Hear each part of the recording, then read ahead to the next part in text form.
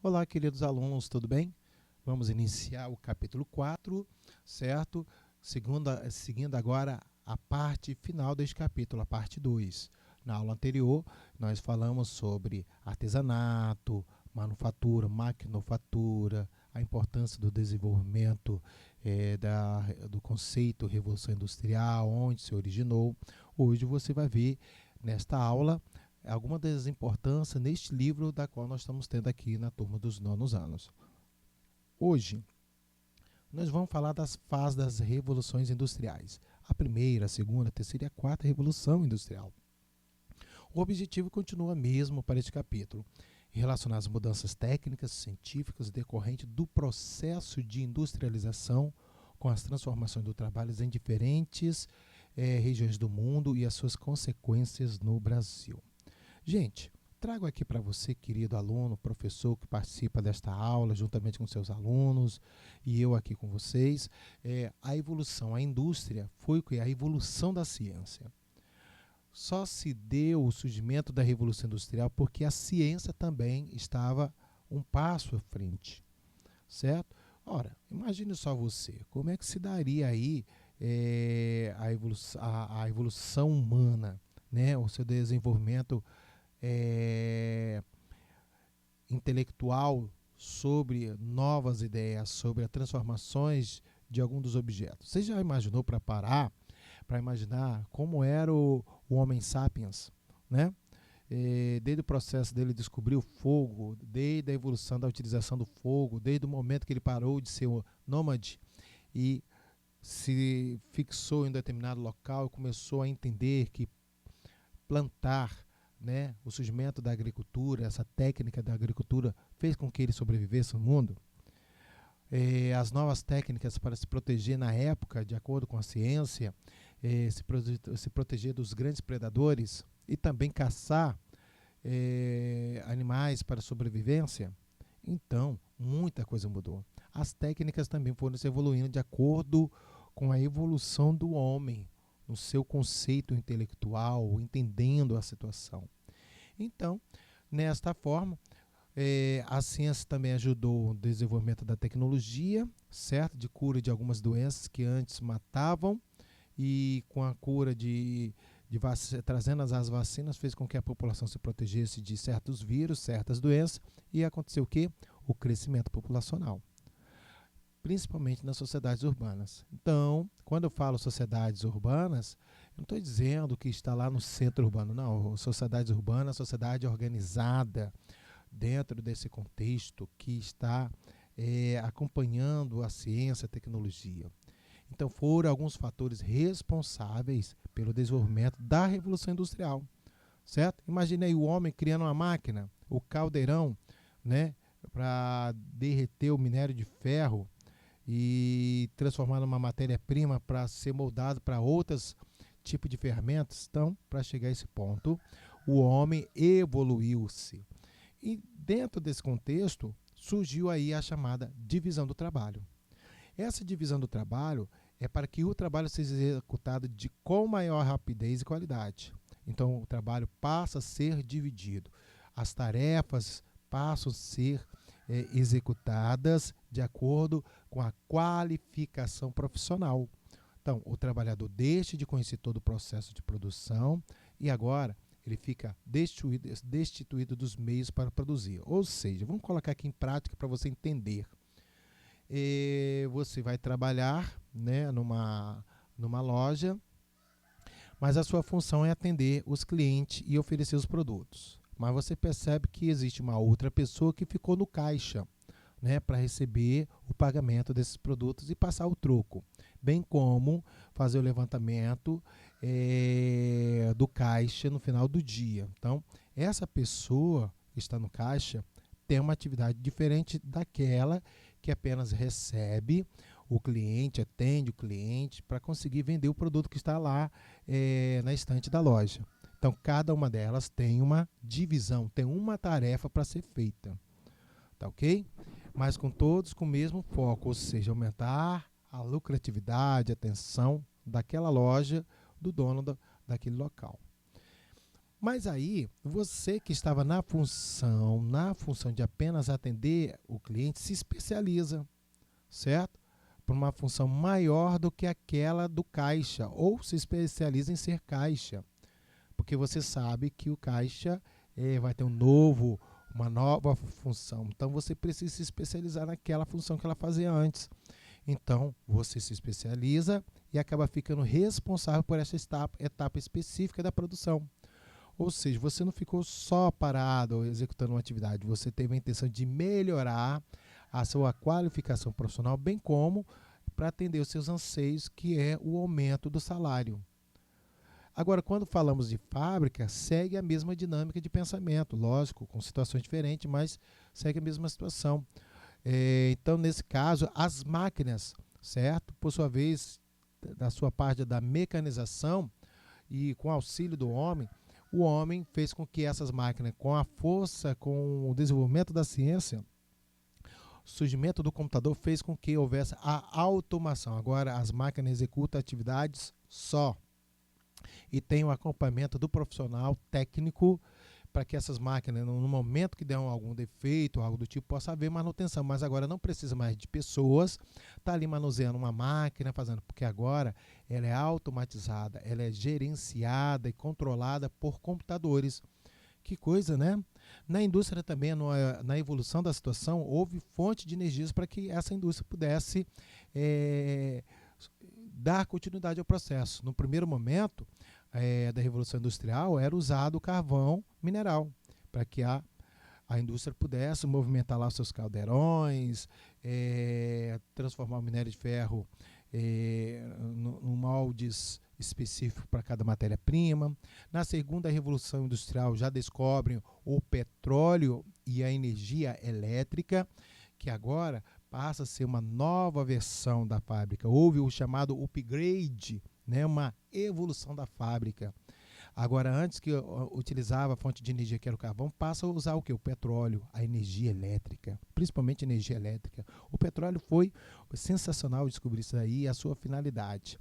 Então, passou a ser gerada por essa e outras fontes de energia, para você ter uma ideia. A escala, menino, a indústria, aí que desenvolveu mais ainda, porque a produção precisou ser grande, ser suficiente para atender o grande crescente do mercado consumidor, certo? Então, o mercado consumidor o que é, professor? Eu queria entender esses dois termos. Mercado consumidor são as pessoas, são as regiões onde há uma probabilidade de eu vender meu produto com mais eficácia, com mais abundância.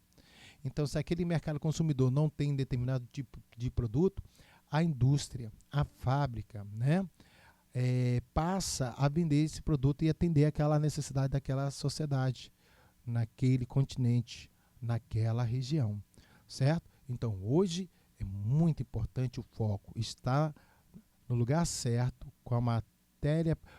tendo a matéria-prima, tendo essa produtividade, atendendo os anseios do mercado consumidor. Deu aí para entender, não deu? Eu acho que fui bem claro, dando alguns exemplos para você entender essa importância. Agora, não esqueça, divisão do trabalho são atividades executadas por cada um do operário dentro de uma fábrica, dentro de uma loja, de um supermercado. Cada um tem uma função específica.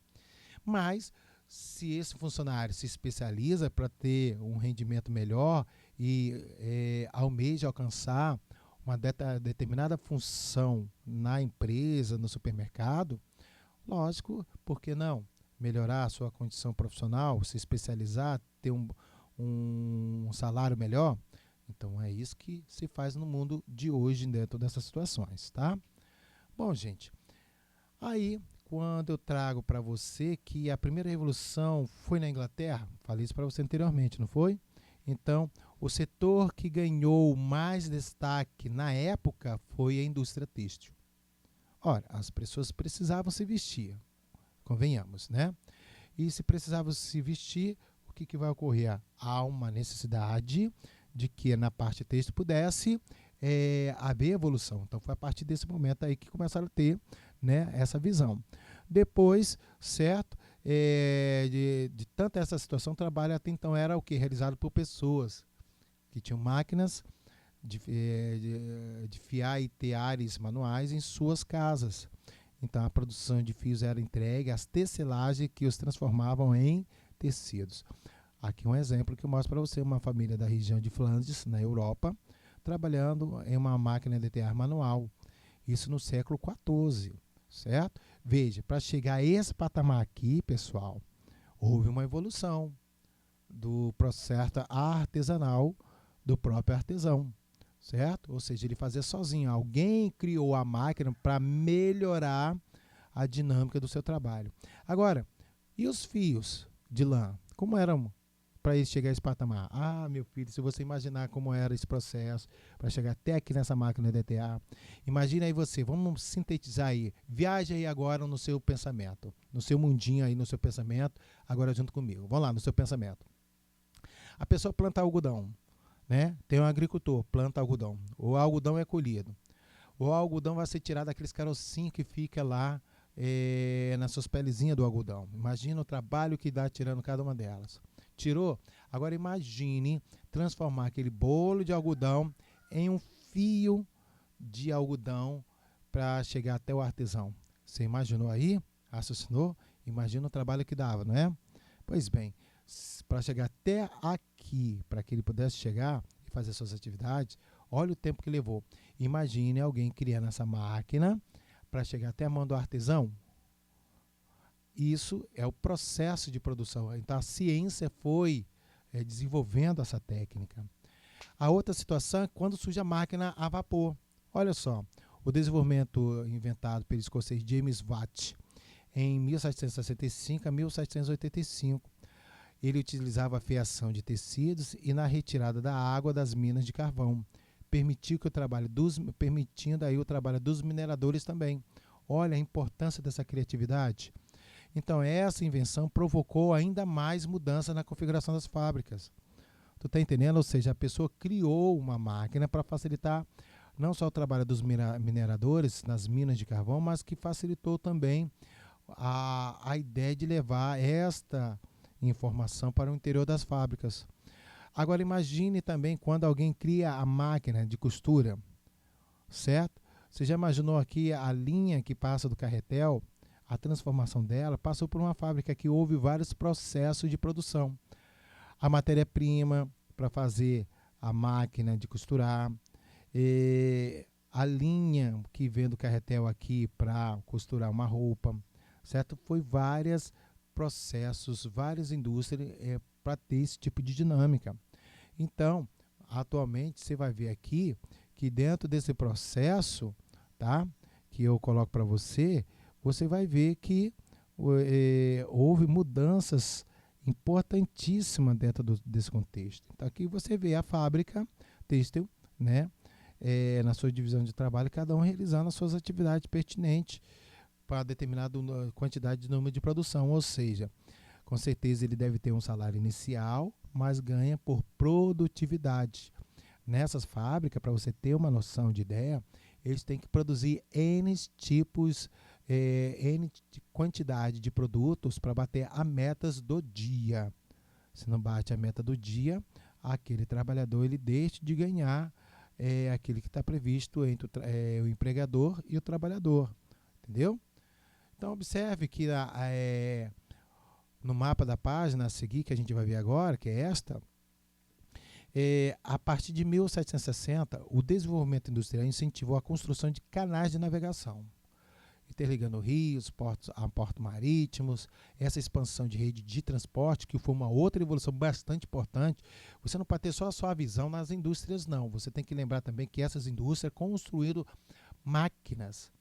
E o transporte mais importante na Europa foi a locomotiva, o trem. Foi o importante transporte para levar as mercadorias de um lugar para o outro. Você sabia disso? Então, houve a integração dos países e regiões do continente. E, ao mesmo tempo, a circulação de pessoas, matéria-primas, produtos industrializados. E, com isso, houve aí uma ampliação da produção, a troca de bens, gerando cada vez mais riquezas. Veja só aqui esse mapa das ferrovias em 1840. Daqui ó, você vai ver alguns traçados linhas. Ó, começou aqui no Reino Unido, certo? A construção de ferrovias e do trem, certo? Olha aqui alguns pontos em Berlim, né? Próximo de Bruxelas, em Viena, uma parte aqui da Europa, aqui pelo lado da França. Olha como era tímido em 1840. Mas veja só que na Europa de 1880, olha 40 anos depois, olha como já se concentrava na Europa as linhas férreas com a participação do trem. Aumentou, vou dizer que a palavra que eu ia dizer aqui, drástica, né? Não é um sentido negativo, aumentou significativamente, pronto, essa palavra, aumentou significativamente esse desenvolvimento do local, ligou cidade. Veja que antes não havia algumas cidades aqui no mapa de 1840, tá vendo?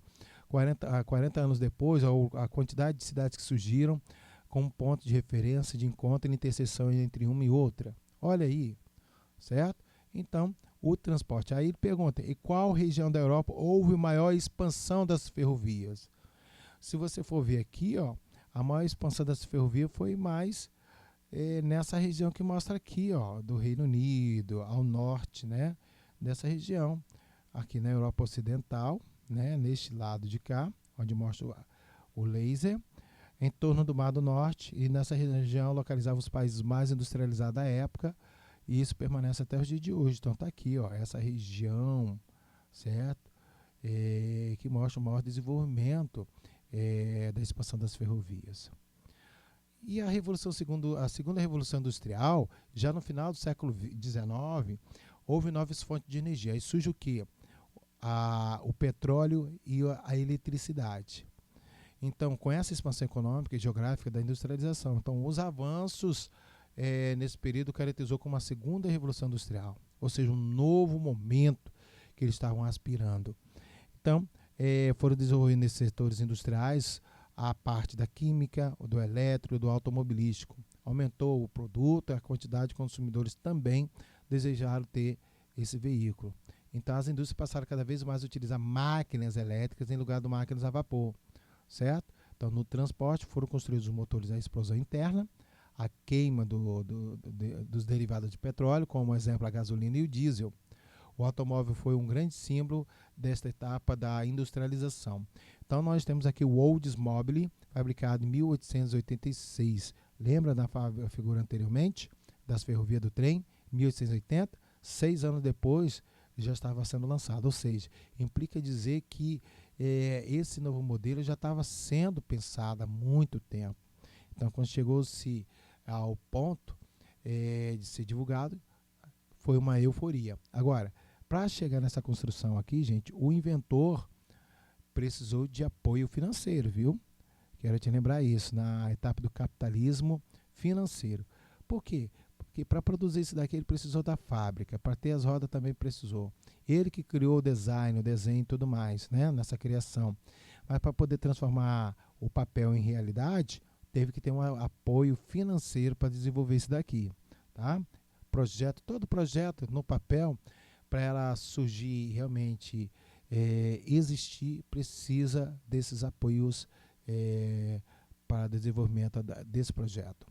Então, quando eu falo para você que a indústria fomentou, né, essa parte, os operários também começaram a trabalhar mais tempo. E para você ter uma ideia, desde a primeira revolução para chegando até esta, houve vários avanços para proteger o operário.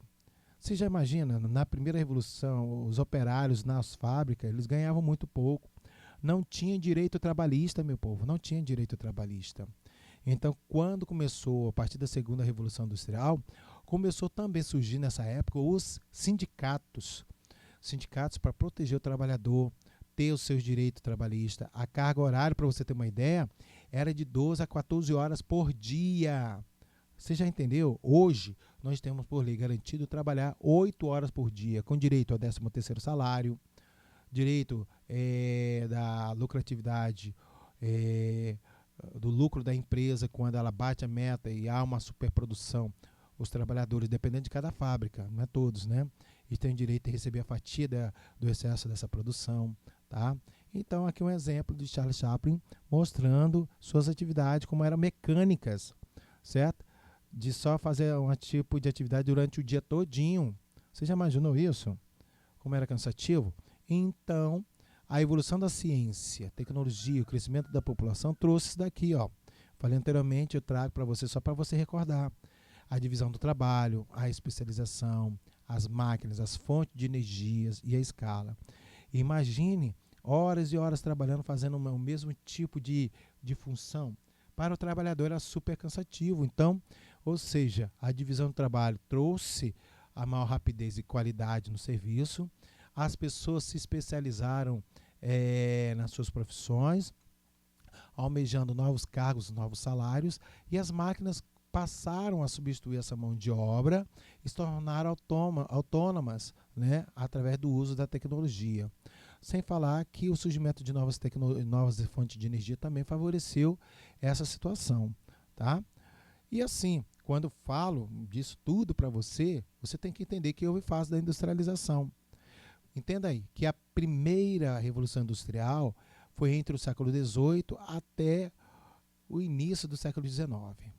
Já mostrei uma figura para você aí nesse slide. A segunda revolução foi nos meados do século XIX, olha aí, o início do século XIX, até a Segunda Guerra Mundial, até 1945, né?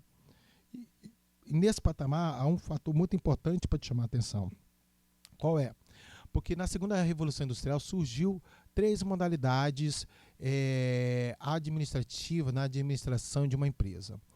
Veio primeiro com o Taylorismo, que trouxe um conjunto de princípios administrativos na organização e no planejamento científico aplicado à sua indústria. Então houve aí a influência importantíssima de Frederick Taylor nos Estados Unidos. Na sequência, houve um aperfeiçoamento da técnica do Taylorismo. Veio Henry Ford, que também criado nos Estados Unidos, e aperfeiçoou a técnica de Taylor.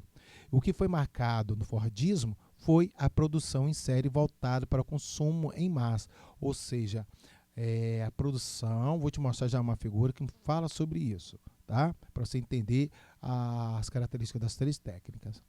Aí, no momento atual, estamos vivenciamos aí a terceira revolução industrial. Nós estamos na 4ª revolução industrial, que é a robótica, né? Ou a nanotecnologia. Mas na terceira revolução industrial, aperfeiçoou as 2 primeiras, certo? Houve uma expansão industrial. Houve também a ampliação global de mercados consumidores. O sistema financeiro também teve que se ampliar globalmente para apoiar essa terceira revolução industrial. Então aí houve uma intensificação aplicada na tecnologia, certo? A ciência, os computadores. Então surgiu um novo método de produção, o toyotismo, que tem uma finalidade exclusiva. Enquanto Henry Ford era voltada na produção em série, era voltada no consumo em massa. Como assim consumo em massa? Produzir muito para atender a grande demanda da clientela. Mas houve um momento entre o Fordismo até chegar ao toyotismo que essa demanda não foi permanente. Houve um momento de estatização, parada do consumo. E aí o que aconteceu? No Henry Ford houve o chamado aqui, que eu vou até escrever, o chamado estoque de mercadoria, certo? O estoque de mercadoria. Se há estoque de mercadoria, implica dizer o quê? Implica dizer que está vendendo muito? Não.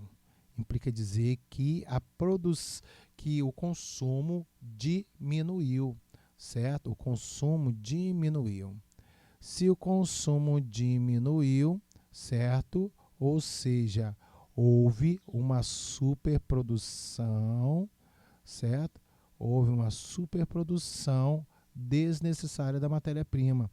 Ao mesmo tempo, a gente vai ver que houve um desgaste da um consumo de matéria-prima para tão pouco uso do estoque que ficou guardado. Então, a característica do Fordismo, que por um lado se torna até negativa, que é esse consumo em massa, foi que a produção aumentou, certo? Mas acabou estocando esses produtos porque não achou mais consumidores.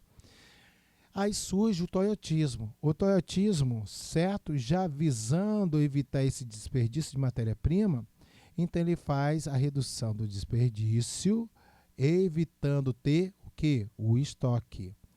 E aí, trabalha no just in time, produção por tempo flexível, ou seja, produção dentro da hora.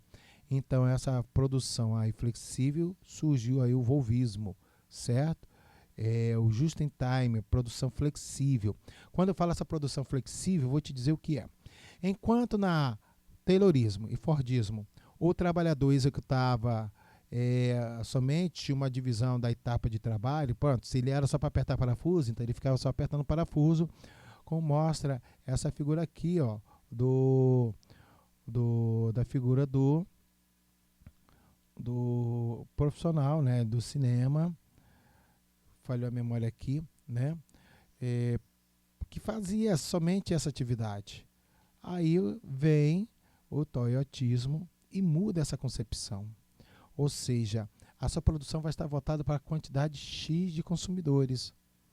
Então, o toyotismo vem ali do Japão, certo? Já aqui o texto não diz, mas a origem é no Japão, através do empreendedor, que eu não lembro o nome dele, mas o sobrenome dele é Toyota, certo? Desculpa aí a falta dessa informação, mas trazendo esse nome desse criador, ele traz uma coisa muito importante, que ele desenvolve dentro do trabalho, tá?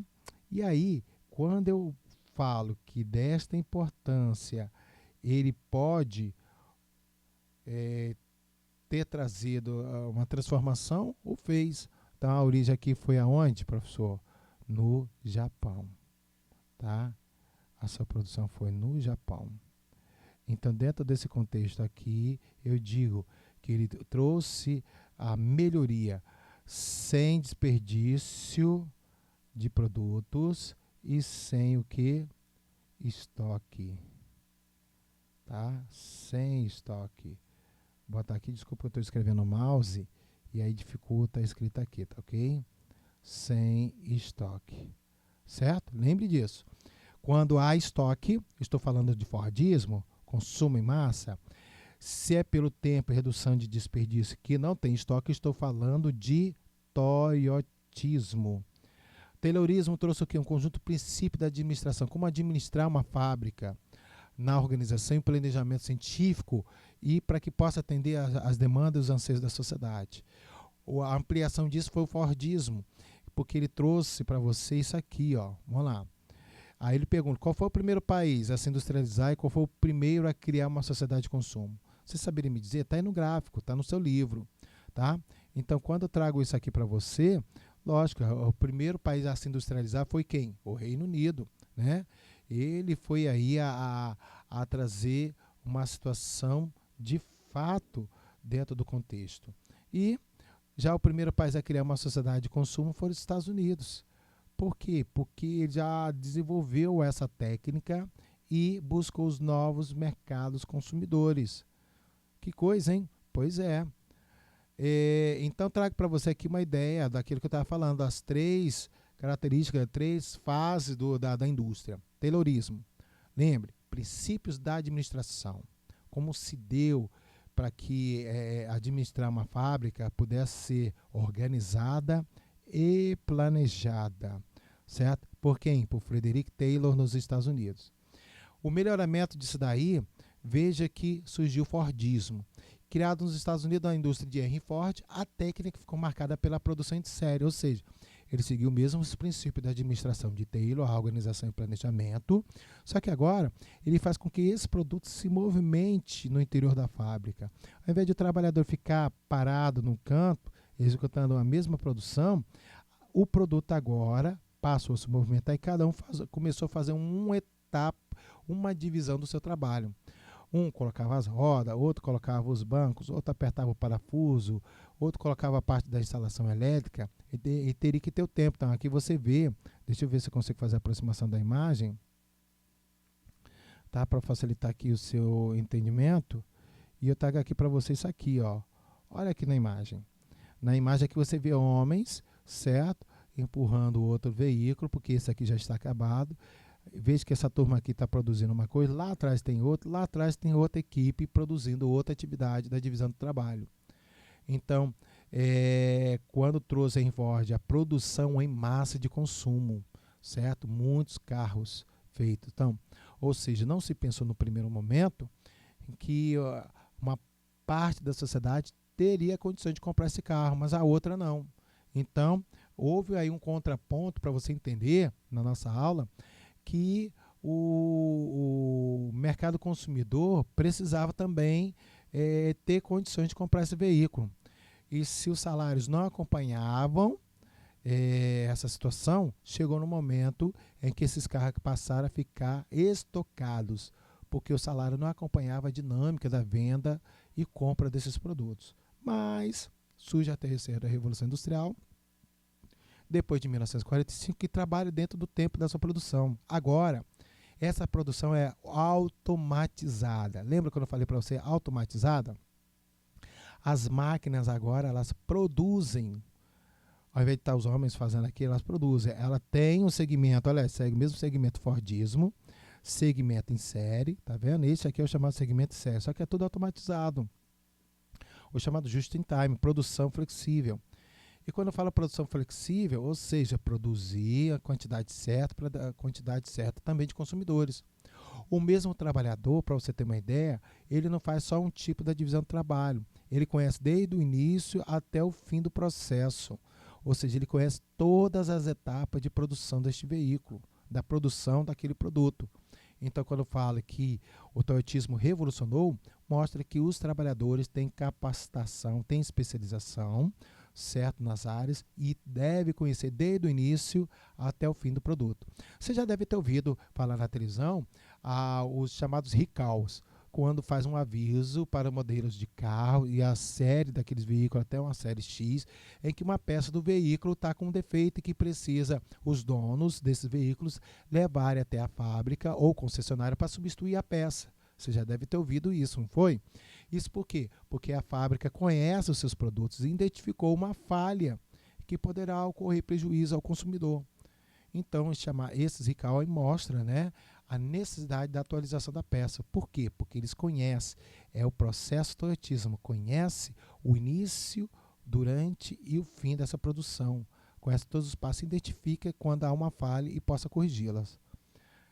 Que bom, né? Então, você acha que somos reféns da tecnologia? Qual é a sua opinião sobre isso?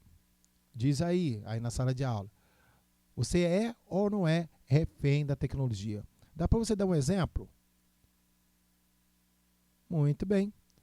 Olha só, eu agradeço muito dentro que nós estamos disponibilizando. Agora é a sua vez de você realizar sua atividade na sala de aula, sua atividade que você vai levar para casa.